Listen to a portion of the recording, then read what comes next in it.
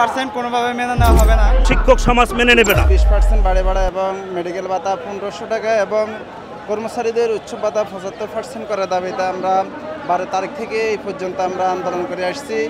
তো সরকার যে উদ্যোগ নিয়েছে 15% বাড়ার ব্যাপারে, সেটা আমরা এই রাজি নয়। আমরা এটা কখনো মানব না, যেহেতু আমাদের দীর্ঘদিন পর্যন্ত আমাদের 20%-এর জন্য আন্দোলন চলে আসছে। আমাদের দীর্ঘদিনের বৈষম্য আমরা নিয়ে শিক্ষকতা করছি মাধ্যমিক সেক্টর।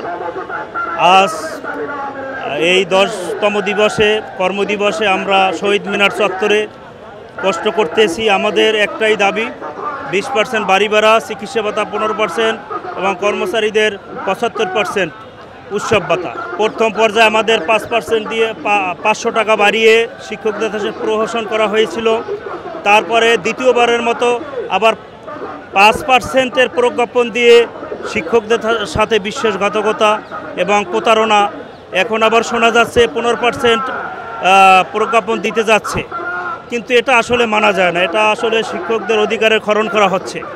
আশা করি আমরা 20% আশা করি এবং মেডিকেল ভাতাও আশা করি, কিন্তু মেডিকেল ভাতার কোনো আওয়াজ শোনা যাচ্ছে না। মেডিকেল ভাতা বাড়াবে কি বাড়াবে না এর কোনো নিশ্চিত পাওয়া যাচ্ছে না।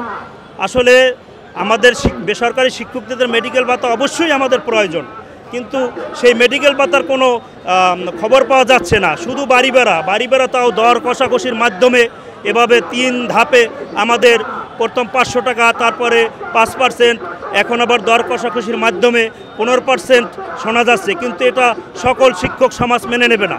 তাদের একমাত্র একতরফা দাবি 20%, 1500 টাকা মেডিকেল ভাতা, উৎসব ভাতা 75%। এগুলো না নিয়ে আসলে শিক্ষক কর্মচারী এরা শিক্ষাঙ্গনে ফিরে যাবে না। শিক্ষা প্রতিষ্ঠানে আমার বাবা যখন শিক্ষকতা করতেন, আমরা দেখতাম সকাল 9টা থেকে বিকেল 4টা পর্যন্ত শিক্ষা প্রতিষ্ঠানের শিক্ষকরা ওনারা ক্লাস দিতে হতো, কিন্তু মাস শেষে বেতন ছিল খুবই সামান্য। আমরা দেখতে পাচ্ছি বাংলাদেশে শিক্ষকদের জন্য মাথার তাক বলি, রাজনীতিবিদরা বলেন কিংবা সরকার বলেন, সকলেই সব থেকে শিক্ষকদের ব্যাপারে অনেক কথা বলে, কিন্তু যখন বলা হয় যে শিক্ষকদের বেতন বৃদ্ধি করেন, বাড়ি ভাড়া বৃদ্ধি করেন, চিকিৎসা টাকা দেন, তখন রাষ্ট্রের অর্থের অভাব দেখা দেয়।